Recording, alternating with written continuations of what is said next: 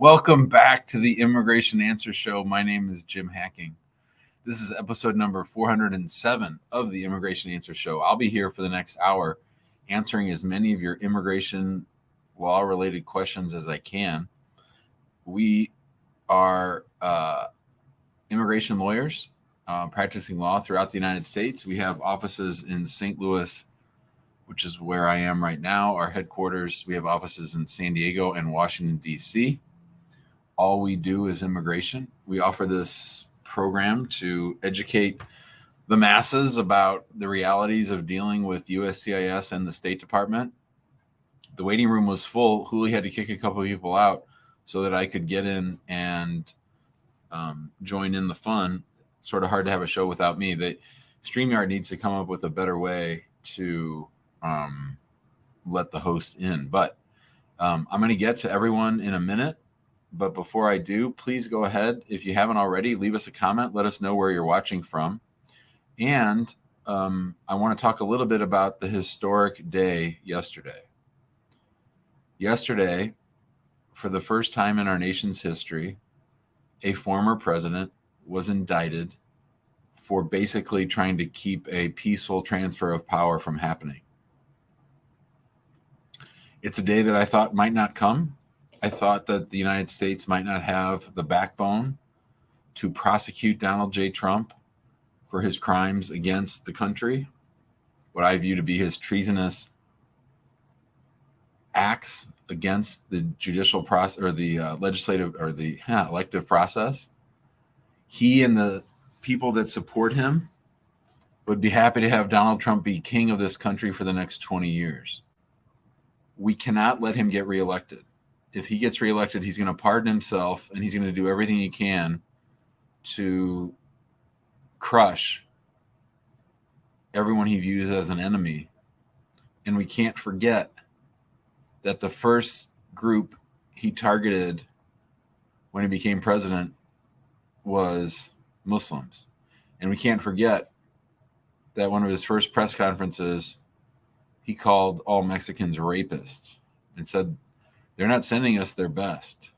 He's a hateful, loathsome, criminal piece of shit.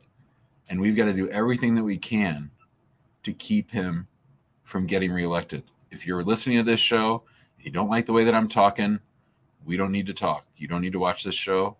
You can move it along because no one has done more to harm legal immigration to the United States than Donald Trump. No one. And their purported rationales for fighting immigration was illegal immigration, BS. They gutted USCIS. They gutted the State Department. All these delays that everybody comes on this show talking about every day is because of Donald Trump. Biden is not worse, you fam. Biden is not worse. It's not even close to say that Joe Biden and Donald Trump are the same or that Biden is worse. That's a total joke. You're not paying attention. You're listening to the wrong people. Read the indictment. It's 45 pages, and it's based entirely on, Stephen Miller and Steve Bannon. The indictment is based completely on statements by Republicans who chose to follow the law instead of bowing down to King Trump. So I may chime in on the election from time to time, but I do want to applaud Jack Smith and the Department of Justice for indicting Donald Trump for what he did to try to subvert the election process. I will continue to talk about what Donald Trump and those that support him, that no one has done more against immigrants than he and his administration. So with that being said, let's talk about immigration. Let's hope that Donald Trump does not get reelected because that will solidify for decades the ability of people to come to the United States, to become U.S. citizens, to sponsor their family members, to bring their loved ones. If you are a U.S. citizen and you are going through this process and you are frustrated, then you get involved in the political process, you register as a Democrat, and you go after Donald Trump. because we cannot let him get elected again. It's he and he alone who's done this. Marissa's here. Hello, Marissa. Hi, Jim. How are you? I'm great. How are you doing? Thanks for coming on the show. Good, Alhamdulillah. How you been? I'm great. What can I help you with? Great. I was on the show a couple of weeks ago, like almost 3 weeks ago, and I was telling you about my pending 485, in Okay. which I told you that I have advanced parole, but I canceled the trip. I'm not going for the trip anymore. I don't know if you Okay. remember, I explained to you what happened through the interview and all that. So it has been like a month now, a month and 2 days, like 32 days. I haven't heard anything I haven't heard any decision since I sent the RFE. They asked me to send the RFE, in which I send it the next day. And I still didn't hear anything. What should I do? Should I call them or what should I do? What field office? It's in Philadelphia. And how long ago did you file the application itself? It was last year on August 2nd. Today mark 1 year. Yeah, so I'd give them 90 days, 100. I mean, you can start bothering them now, but RFEs always slow things down. I would give them 90 days from the date that you responded to the RFE, and then to start thinking about it, about bothering them or suing them or taking some other action. Otherwise, I think you got to give them some time to process the RFE. I wouldn't worry about it too much. Okay, so the RFE, when I called like 2 weeks ago, they told me that the RFE was received. And every time when I check, they say that the case is still under review. But it says, after a couple of days, it says that it's taking longer than I forgot. It says that your case is taking longer than something like that. Yeah, but it's only been a year, and they've only had the RFE response for 2 weeks. So I think you got to give them some time. No, they got the RFE like a month now, 1 month. Yeah, that's fine. Okay. So like after 90 days, if I don't hear from you, can I contact your office to go ahead with the lawsuit? Sure. All right, Jim. Thank you so much. Thanks, Marissa. Talk to you later. All right. Mel's here. What do you say, Mel? Hey, Jim. Salam alaikum. How you doing? Walaikum salam. I'm good, buddy. How you doing? Good. So I come with good news. Nice. So I don't know if you remember or not. I called like maybe a month ago telling you that I got my working permit super fast, like in a month and a half. Yeah. And I asked you like, hey, is my case one of those cases that they go like pretty quick? Yeah. So to everybody listening, so me and my wife hired Jim's firm, specifically attorney Timothy and paralegal Laleska. They were great. They were great. Nice. They were awesome. And April 12th, I just want to let everybody know what kind of my situation was, so they don't panic. My situation had a couple of nicks that would people panic usually when they have these type of nicks. Like what? So, like what? I was previously married before applying for a new one. That's number one. I think that what's positive about this case is I never applied for anything while I was in the marriage before. I was married, so everybody knows that. I applied April 24th, and a month and a half later, I got my working permit. That's great. And last week, Wednesday, I got my I-130 approved. And I'm like, oh, hey, like the processing time says 3 months, but it got approved. So that's incorrect completely. Everybody knows that, processing times. And since it's a concurrent filing, I thought like, hey, I saw your video, like, hey, no 485 by I-130. I'm like, is there any issues with this case? And I start a little bit worried. And the next day, it's all good. And the next day, I was like, you know what? Let me message the agent, Emma or whatever. I'm like, let me see, because a lot of people saying like it's usually approved the next day. And I messaged her and like, oh, your 485 was approved as well. So it took 3 months and 2 days to get my green card, and today my green card was produced. And also, everybody wants to know as well, in the 3 weeks prior, I got a visit. I'm not gonna get much into it, by a 3-letter agency to my house. Something irrelevant whatsoever. It was just like a mistake thing, but still, I got a visit. People probably panic about their immigration case or something like that. and I immediately called Timothy just to make sure everything is fine. But just want to let you know, thank you so much for whatever you do for all the immigrants and for me, of course, definitely. And I'm very happy. 3 months, so all That's good. awesome. I'm happy for you. That's how it's supposed to work, people. Yes. That's how it's supposed to work. Thank you, Mel. That's great. No Thanks problem. for the shout out. I'll tell Tim and Leska they'll be happy to hear that you came on. Yeah, for sure. Thanks, man. All righty. Bye-bye. Okay, see ya. All right, all right. We love hearing success stories. Let's say hi to Bruno. What do you say, Bruno? Hi, Jim. First time in the show, so thank you. Thanks for coming. Oh yeah, thank you. My question is for my situation. So I'll tell you, I came to the US in 2016 under an F1 visa to study a PhD. I graduated from that last year, so 2022, end of August. I started right away my OPT. I'm employed by a tech company, and I submitted my OPT STEM extension a couple months ago. Other than that is that I, back in 2020, I met my partner. We fell in love, and we got married earlier this year, March of this year. Congratulations. Thank you. Are they a U.S. citizen? Yeah, U.S. citizen. Awesome. So I'm ready to file my green card application, but what concerns me is that since I'm waiting for my OPT extension, could my green card application interfere by showing intent? No. Okay. No. We tell people to do that all the time. You should apply for both.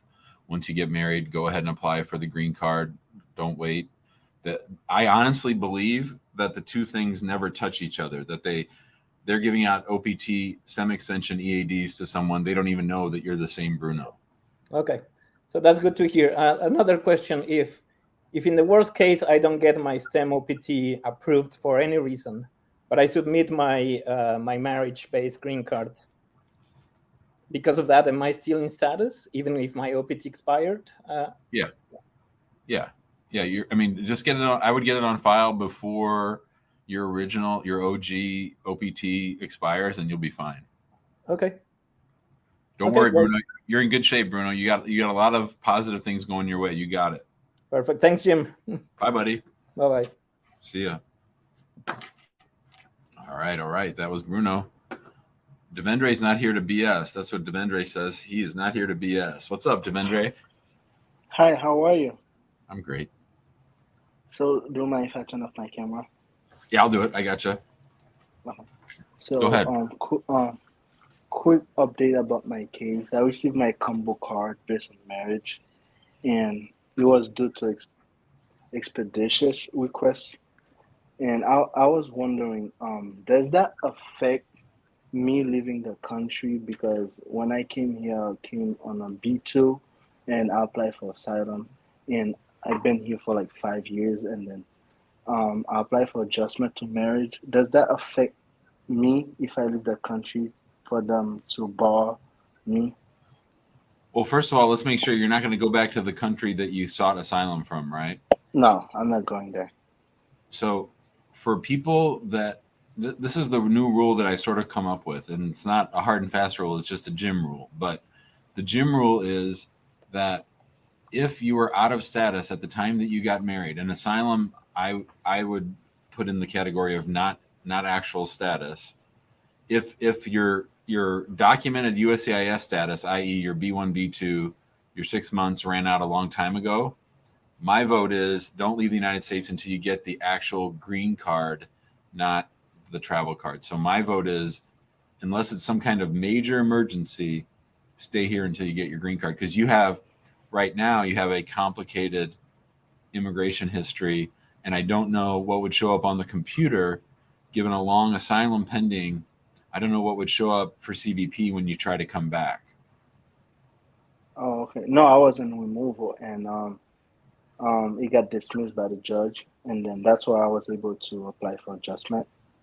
Yeah, that's okay. So, but now you've added another layer of complexity. So we have to ask ourselves, what are all the things that could come up? What are all the things that could be on the computer when CBP runs Devendre's name? Oh, shit, he was in immigration court. Oh, did he get deported? Oh, what should I do? Well, maybe I should sit on this for a while and not let him in, or maybe I should give him deferred inspection. If you can avoid going, I would wait. You're close. You're going to get your green card pretty soon. I would just say wait a little longer and then go when you got it in hand. Okay, I will not go. And then another question is, I see they approve conditional green card faster than regular because I'm waiting for regular green card because I've been married for more than 2 years. And what do you think they're using that strategy? Approving I don't know if 2 that's years. true. I don't know. I don't think that's true. Oh, okay. I haven't Yeah, seen that. That's all I have. Thank you. All right, buddy. Good luck. All All right. Vino's here. Hello, Vino. How you doing, man? Hey Jim, how are you? I'm doing well. I'm well. You got some good news for me? Yeah, so good news, but also followed by some questions. Of course. So my wife's case has been upgraded from F2A to IR1 category, and also the expedite request was approved due to that fact that I became a U.S. citizen. However, I hope you know that we have a daughter as well. They removed I my remember. daughter from that case, from the NVC case. So now my wife, she got an interview appointment for August 29th. My daughter's I-130 is still pending. It's not approved yet. I have contacted USAS this morning to let them know the situation and requested an expedite request. So I'm not sure if they'll be approving that expedite request for the I-130. So question is like, as my wife, she received an email from a different email, not from NBC. So usually I am seeing people, they are receiving email appointment confirmation from NBC domain, but this one is from Mumbai IB at state.gov. I'm not sure if they're changing the process. And the interview confirmation is for August 29th. All the links to it, all the information in it are legit, and they're not asking for any personal information or anything. And also, this email address we have not used for anything else. This is an email address that we created brand new for the immigration purpose, and never used this email address for any other users. So I'm not sure if this is legit. Sounds legit, but I don't know. I mean, what's the email address you're getting email from? That's from at state.gov. Do you mind if I can share my screen, or is there a way to share the? I don't know that you can. Can you put it in the comments? Yeah, let me try. I mean, I'm gonna have to check with my team. I don't deal with the embassies and stuff, so I won't really know. Right. But if you want to, you can email me if you want, Sure, I'll email that or you can just confirmation. forward me the email, and I can give you my thoughts. Sure, I'll send it to you. So, question is like, as they removed my daughter's daughter from that case, it goes to the normal process, right? The I-130 should be approved first, and then it goes to NVC, and then I have to apply DS-260, affidavit of support, and everything, right? And Correct. our interviews on August 29th. How this situation would be handled? So first, my wife will complete the interview, and then followed by my daughter will get her interview. She's 10 months old, by the way. Right. So yeah, I think that's what's going to happen. I mean, I would just talk to the consular official and see what they say. But yeah, I think that's all you can do. Okay, so that's what I wanted, and also my sister's husband also got his interview as well, and his interview is on September 22. So want to let everybody know in the session that you have answered most of the critical questions when I was there, and those answers has helped both of our cases to get where we are right now. So Awesome. finally, we are at the final stage for the interview. So once they are here, I'll definitely. Well, great. I'll be interested. I'll be interested to see what they say about your daughter's case. So let me Yes. know. Okay. Absolutely, sure. Bye, Vino. See you, man. Thank you so much, Jim. Bye, buddy. Let's go to Zach. Oh, hello. How you Do you doing? mind if I turn off my camera so I can read the questions? I got it. I turned it off. You're good. Yeah, I'm doing all right. Thanks for talking to me. Sure. I have a few questions. I'm in the middle of the K1 process with my fiance. And we just reached the point where the NVC is sent us a letter notifying us that they're transferring the case to the foreign consulate, the embassy.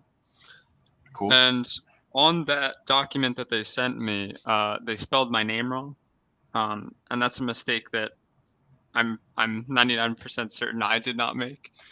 I do have all the other documents up to that point. I don't see any instance of me misspelling my own name.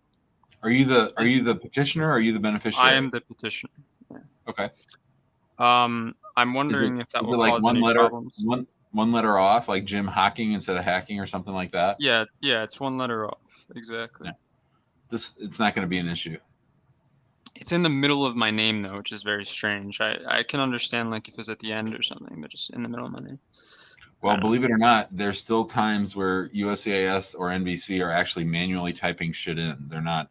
Yeah, They're it's not crazy. taking it electronically. So, but this happened. I've seen plenty of typos on NVC paperwork before. Yeah, that's crazy. All right, well that's good news. But I'm still very confused. Every time I Google this, I get like conflicting information. I don't think I'll be able to meet the income requirements for sponsoring my fiance. So I'm enlisting the aid of a joint sponsor. Great. I just graduated and I haven't a job yet.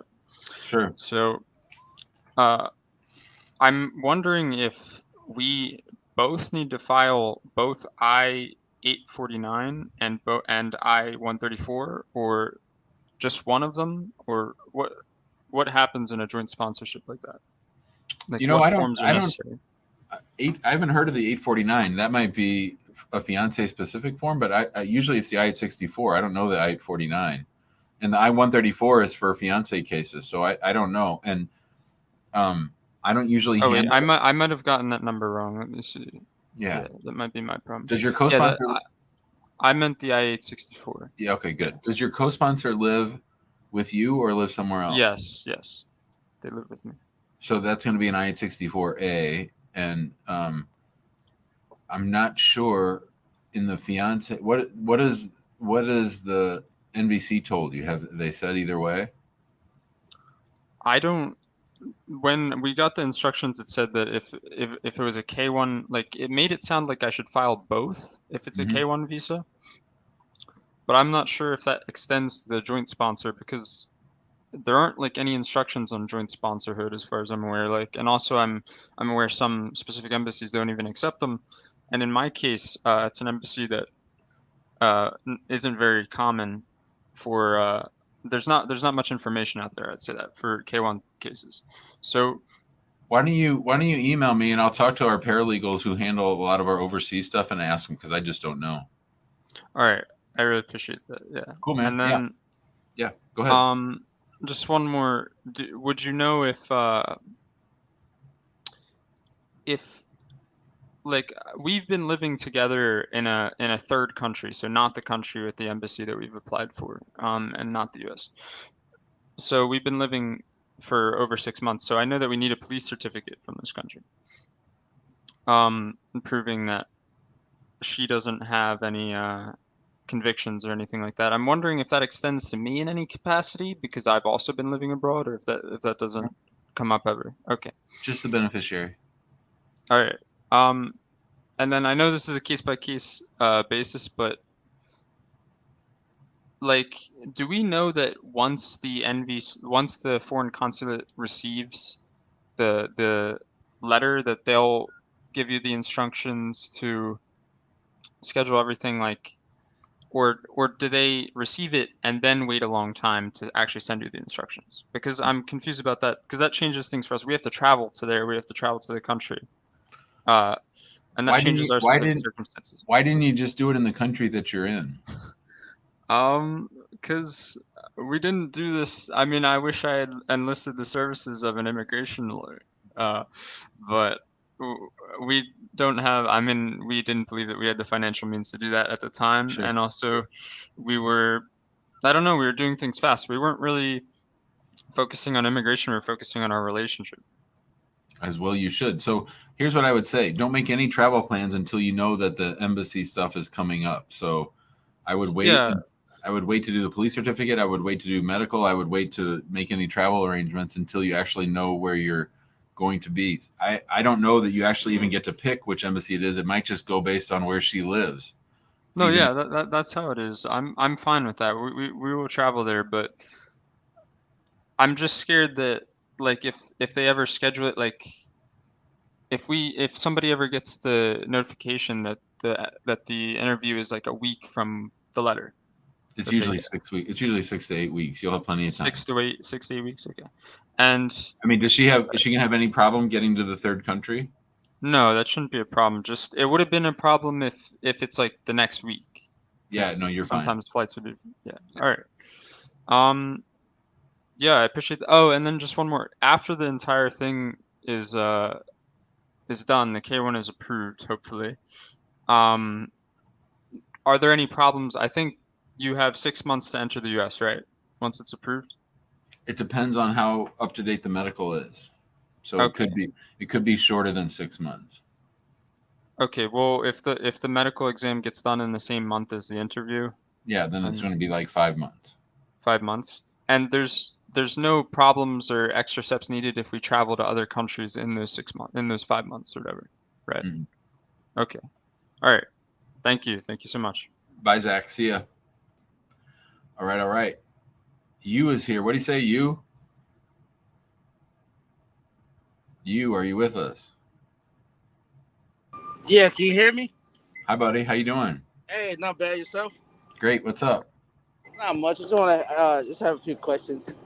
Hey, my I-75 has been pending for about a year and a half now.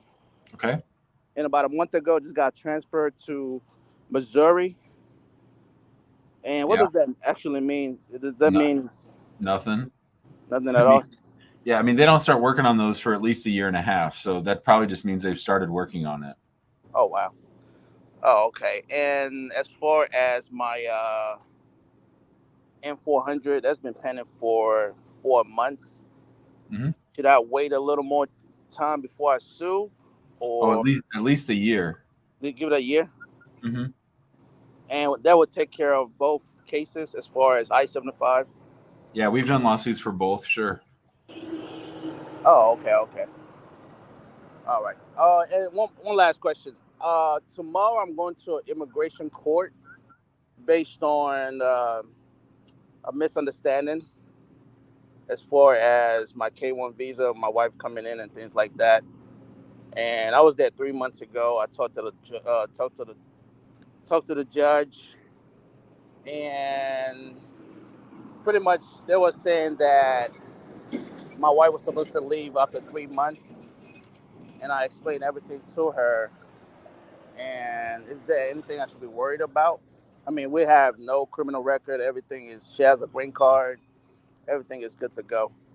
I think it was a misunderstanding. Who's in removal proceedings, you or your spouse? My spouse. And how did your spouse enter the United States? Through a K1 visa back in 2019. A K1 visa based on marriage to somebody other than you? No, it's marriage to me.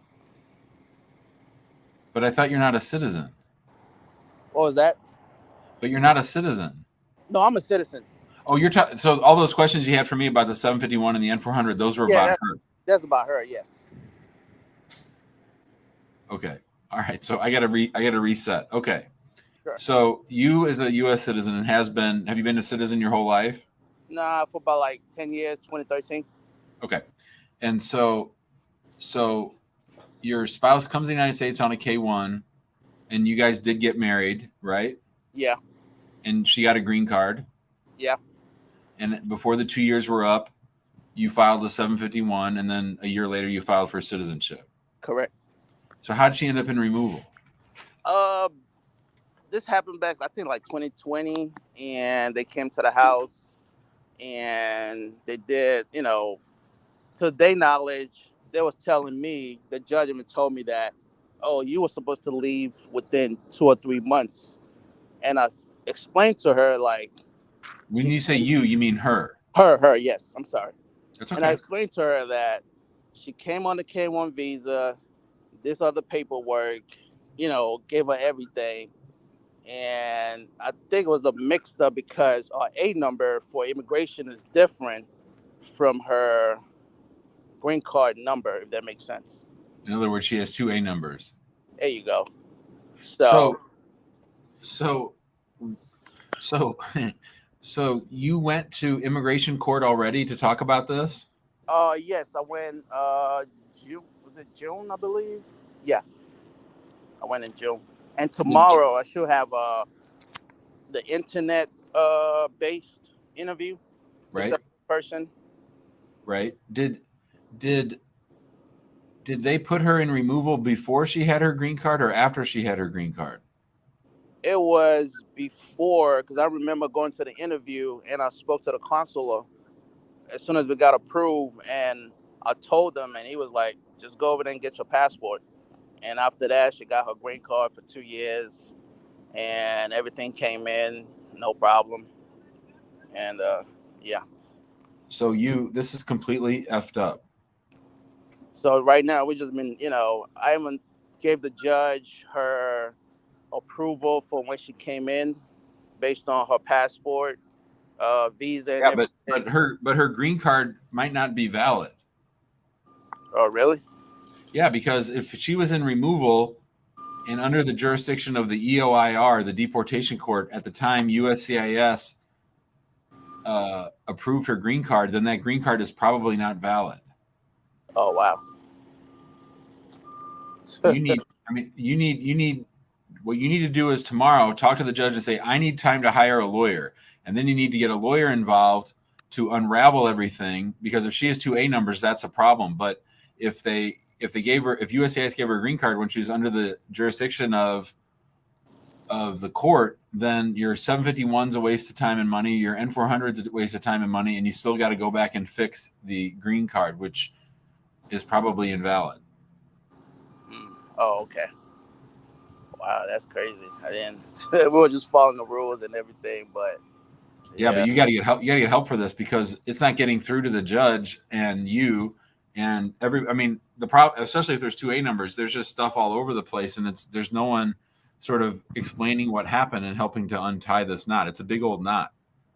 Okay. All right. No problem. All right. Well, good luck. Let me know how it goes. If you need help, let me know. Bye, you. All right. Thanks for everything. Later. Appreciate it. Bye, buddy. You got it. Mosin's here. What up, buddy? Hey, Jim. Can you hear me this time? Yeah. Okay, excellent. Okay. So from what we spoke about a couple of days ago, you did ask me one thing about if they had sent a follow-up letter to the denial on the prior cases. Yeah. So they did send a decision letter on the after the notice of intent to revoke. Yeah. They have said on that the petitioner has failed to the petitioner has failed to respond to our notice of intended revocation to provide any additional evidence in support of the petition within the time provided. Therefore, in accordance with the authority contained in Title 8 Code of Federal Regulations, Part 205.2, the approval of the petition is hereby revoked. Mm-hmm. So it was revoked. I was just wanting to know. My question is would if my soon-to-be future partner, if they were to then apply for me, would that still have the same effect of any subsequent applications, like we said before? Yes. Okay. So it would still have the same effect. Okay. It still have the same. I mean, it's better than a finding that there was fraud. The fact that she didn't respond is better than them saying there was misrepresentations or fraud, but we still have all the problems of the prior case. The fact that it was revoked, because sometimes they view the failure to respond to a notice of intent to deny or notice of intent to revoke almost as an admission that the things that they're claiming in the notice are actual. Right. Okay. I see. I understand. Yeah, that was pretty much what I wanted to find out, really. So, I've got one more question as well. If I was on my way to the US on Thursday, actually. I had an ESTA, and the CBP officer stopped me and they denied me entry, saying that was inadmissible because I was an intending immigrant. Yeah. Because I was on my way to visit because I had the ESTA for 90 days. I had a return ticket. I had everything, but unfortunately, sadly, how did the CBP official find out that you were an intending immigrant? What did they base that on? So on here, there's a questionnaire. It's called the Record of Sworn Statement and Administrative Proceedings. You mean it was hold on. You mean the transcript of them cross-examining you before they didn't let you into the United States? no, this was a Q&A after they had Yeah, questioned but me. what I mean is, it's not a form you filled out to get in. This is what actually happened when you're talking to them. Yeah, pretty much. Yeah, it was a Q&A, but prior to that, because it kept me waiting for like 4 hours. So what happened was first of all, when I got on the plane to the pre-clearance center in that airport, first thing they said to me, that they asked me, how did you get on the plane? I said, well, I've got a boarding pass, I've got tickets. And they go, well, we rang the airline company and they said, we can't even find you on there. And I said, well, I showed him my bank account. And then he said, oh, okay. Then after that, he believed me. They took my fingerprints again, which is, if it's part of their process, it's part of their process. I'm not going to argue with that. So they then said to me, they then started asking me questions why I'm going there. I said, well, I'm just going there for visiting, to get away from, just to get away from life here and, just go and see my later on my wife to be. So I said all that, and they finally said to me that they finally asked me, how much money I had, and I said I only have $1,200, but my other half, she earns quite enough to basically support me for a full 90 days, and she's willing to do that as well. But they just said, no, you don't have enough money, so we can't let you go through. So they just told me to do this Q&A, and then they said, you've been found inadmissible to enter the United States pursuant to Section 212A7AII of the INA as an intending immigrant without an immigrant visa. They said you could not overcome the presumption of an intended immigrant violating the terms and condition of your ESTA. So I was just wondering, I take it I can't apply for ESTA ever again? Not for a long time. Do you know how long that would be? No, I think that, okay. I mean, you could apply it. You could apply tomorrow if you want, but I just don't think they're going to give it to you. I think they're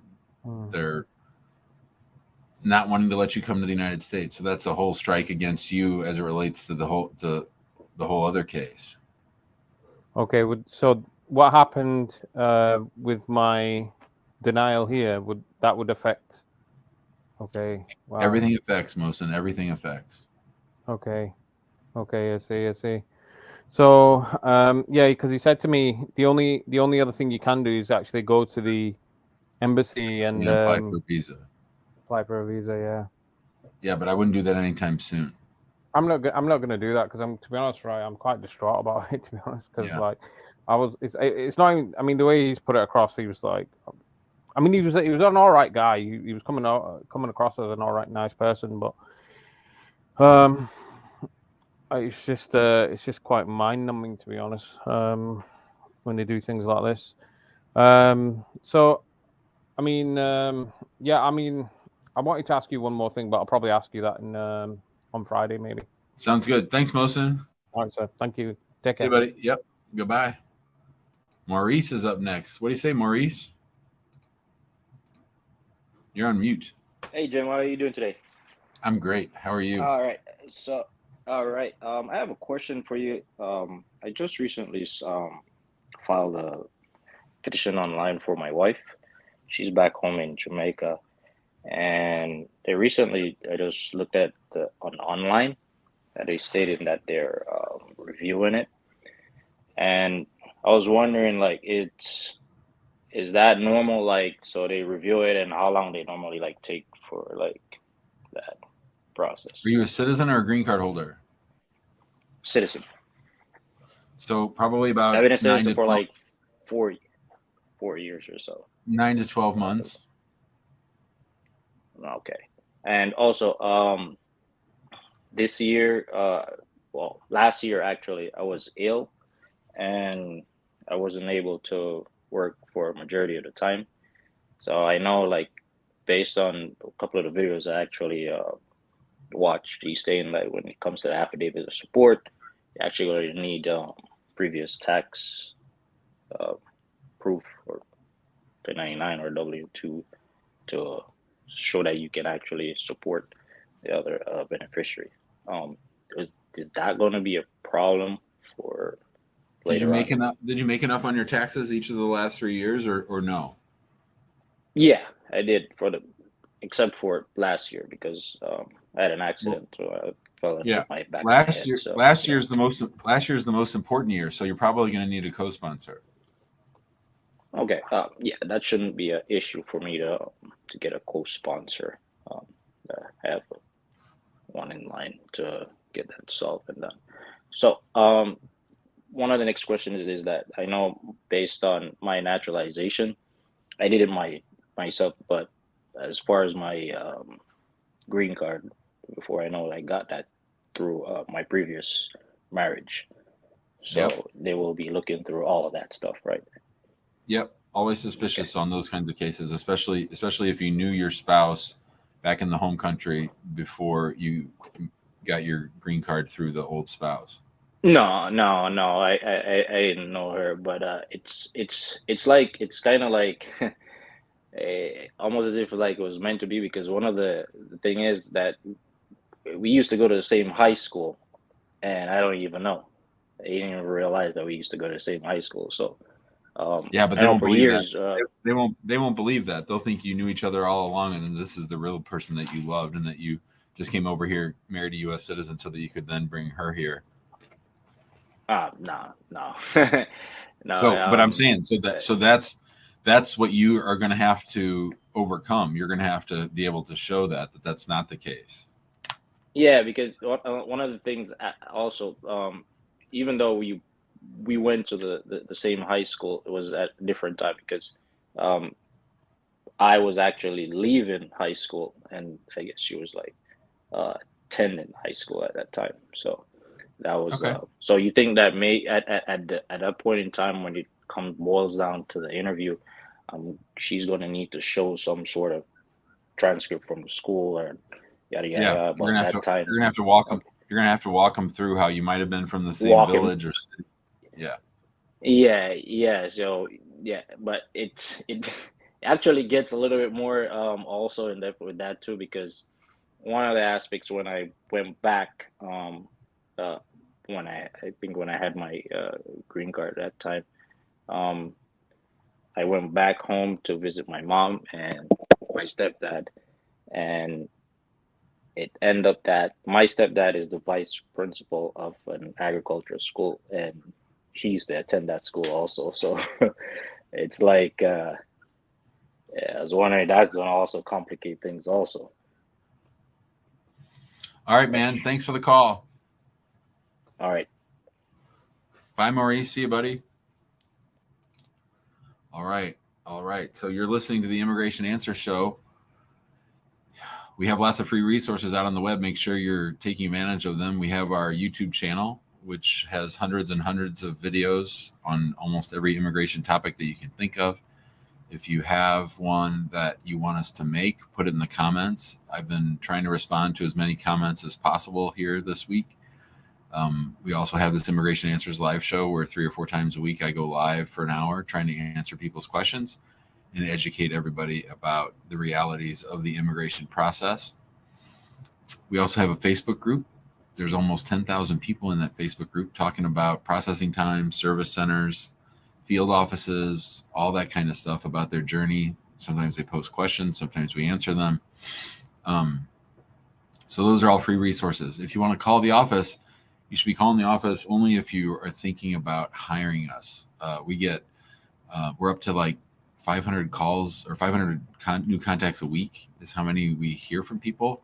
And we need our intake people to focus on those who are interested in hiring us. So we are certainly not the cheapest immigration lawyers in town, but we don't really have consults The purpose of a call to the office and the purpose of our CCD team and our intake team is to figure out if we can work together. And so if you want to hire us or thinking about hiring us, you should call us at 314-961-8200 or email us info@hackingimmigrationlaw.com. Thanks for that. And I'm going to get back to it and talk to Saya. Hello, Saya. You're on mute. Hello, Jim. How are you? I'm good. How are you? I'm great. What's up? This is my second time to be on the show, and could I request you to make a special video for me for my case? I'll try. What's it about? It's about my husband adopted my children, like I told you last couple of weeks, but I'm not sure that you remember. Last few weeks, I called you and I asked you about my husband adopted my kid to be his own, and I asked you if we don't file N-600, what is the problem? And when I talked to my husband that I want to file that form N-600, and he said, why do we need to file? And I am not able to explain to him. So I just want to request you to make a special video about that. I think I have one. I think I have one about N-600s and about why it's important. But I'll tell you what, Saya, if I don't, I'll make a new one. But I'm pretty sure if you look on the channel for N-600, I'm pretty sure I have a video about why you shouldn't just rely on the fact that they came on a green card and had a citizen stepfather, but that it's worth the money to spend on the N-600. But if I don't, I'll do that when I film on Monday, okay? I try to search in that channel, but I cannot find one. That's why. It might have been a while. I'll check. If not, I'll make it for you, okay? And if you need the adoption paperwork or like the birth certificate that I received from California Department. No, I don't need all that. I don't need all that. You don't need that? Yep. And I have another question. Sure. To petition someone, we need the income to for the age 64. So for my income, for like me, I have income, and we file joint annual income tax. I file joint income tax with my husband. So it counts for both income or only my income to petition my parent. So you're probably going to have to both do one because they're going to require him to sign one too. So it'll be both of you, and you'll each do an affidavit of support. And then you'll put your income on yours and his income on his. I'm not really understand about that. So it means that when I will need to print my W-2 form. How about the annual income tax report from I also need to print that 3 years. Yeah, but because you live with someone else and because you file them jointly, my understanding is that these days they require not just the daughter who's sponsoring them, but also her spouse who's on their tax returns. They both have to sign affidavits of support. Oh, I think that's it. I understand that now. Thank you, Saya. Thank you, Jim. Okay, bye-bye. All right, let's say hi to Mohammed. Mohammed, you there? Yeah, hi, Jim. Hi, buddy. How you doing? Good. How you doing? Hey, I had a quick question for you. You helped my brother. My brother hired you 2 years back for his N400, and it worked fine for him. Thank you. So I applied for my N400 about a year ago, and then after the interview, everything went fine, and then they sent me a letter 2 days later, and they told me that you have surpassed the 6 months on one of your trips. We need more evidence from you that you have been in the U.S. and all that. And I've calculated all the times that I've spent, and none of them surpassed the 6 months period. So basically, I got the green card at the end of 2017, and then I applied to it after like 5 years. So during the first 3.5 years, I never left the U.S., but then I had to leave the U.S. for like 5 months once, 5 months, and then 4 months, and then another 5 months because I have my father was having some surgeries. So how do I go around like responding to that request for evidence? Can you sit still for a minute? I'm getting. Oh, I'm sorry. Just spinning. Yeah. Yes. So you're telling me that in the 5 years before you applied, you had no Yeah. trips outside the United States for more than 6 months. Yes. And you're telling me that in the 5 years before you applied, you were in the United States for at least and more than 2.5 years, that you had more than half the time. Yeah, 3.5 years. Yes. So where are they getting 6 months outside the United States from? I have no clue. That's what they wrote in the request for evidence, which was I don't know. When I was at the interview, the lady, told me you're fine. We just have. I didn't get your pictures and your fingerprint, so I'm gonna go to the guy and get them, and we should send you a letter in 1 month for the oath. So when did they But issue then- the request for evidence? They issued it 2 days after my interview. And did you respond? No, not yet. So basically that happened like 4 days ago. Oh, okay. Why don't you send it to me? We can help you respond and just tell them how stupid they are. Okay. All right. Cool. So you think it's an easy thing, right? Well, yes, but they're morons, so you got to make sure they understand that they're wrong. Yeah, because they did something similar to my brother, and you resolved that issue really quick. You went with them to the interview, so you fixed it. What Okay, field all office? Mohammed, what field office? New Orleans, Louisiana. Yeah, send it over. We'll help. Okay. All right. Thanks, Jim. Appreciate you. Bye, buddy. See ya. All right. Hey, listen, if you guys have 2 minutes or 60 seconds and can leave us a quick review, we'd really appreciate it. If you go to reviewhackinglaw.com, leave us a 5-star review. We'd really appreciate it. Let's see what Edward has to say. What up, Edward? Hey, how are you? I'm good. How you doing? I'm surprised I got to be live. Can I get off mic? I got off camera, you mean? We got to have Yes. you on mic so I can hear you. But Yeah, you're off sorry. camera. It's okay. I've been waiting, so I wasn't expecting to be live. No, next question. My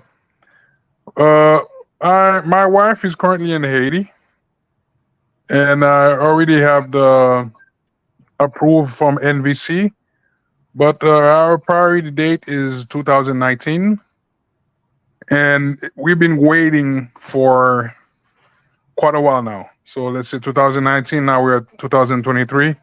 So I wanted to have your advice on what we should do, the steps we should do. I even tried to make her have a tourist visa to come visit, and I think there's a backlog there. So has she had an interview on the I-130 or no interview? no interview. So we're just waiting for the interview date since then. And when did USCIS approve the I-130? 2022. So October 2000. The case was at USCIS for 3 years.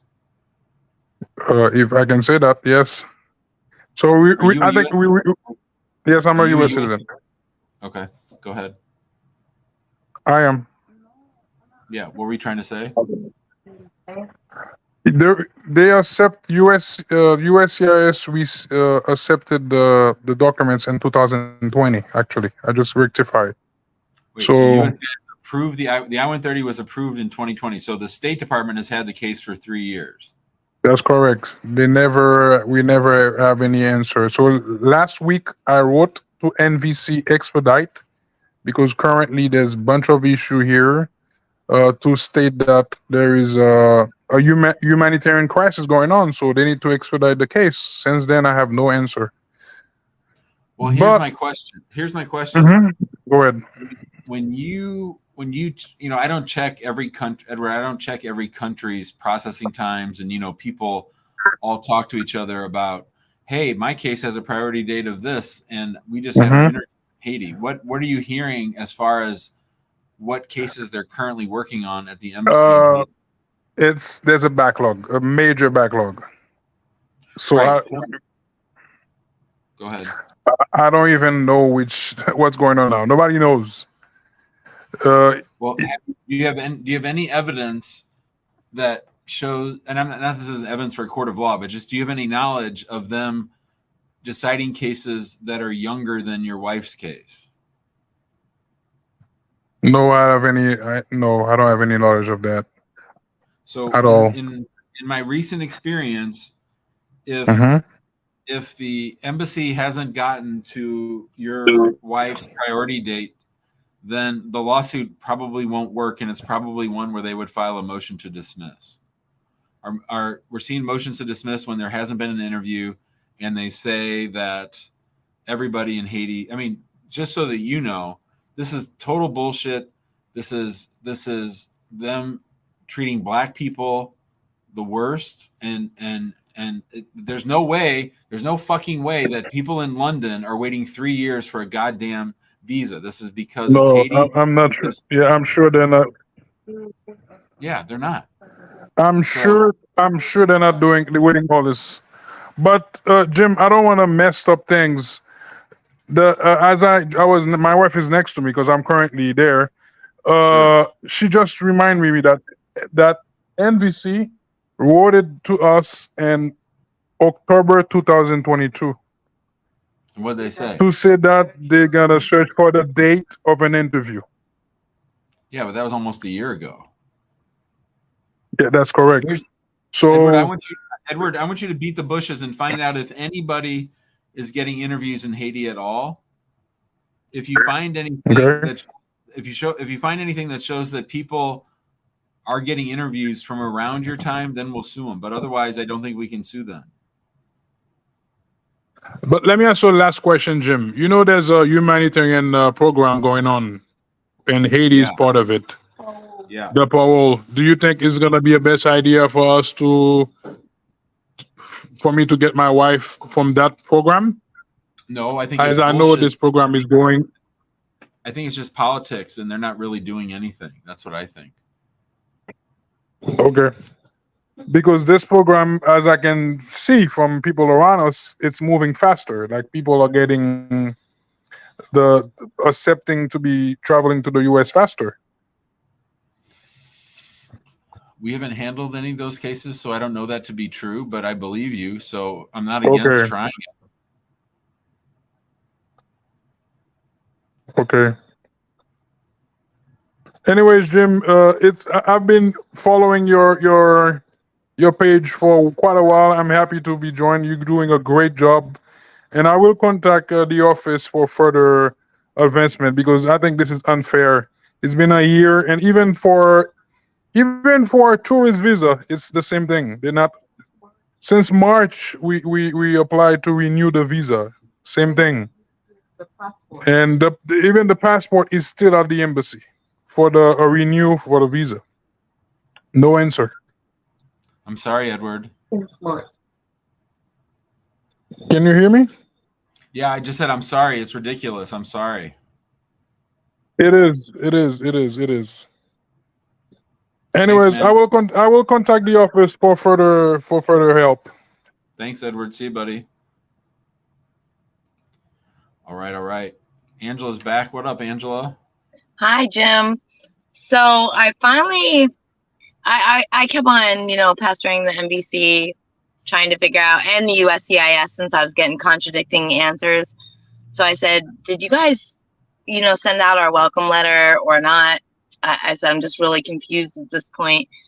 And then they finally get back to me. But what they send me is, I believe, a copy of what they're sending my fiance, or what's for my fiance, which is basically the welcome letter.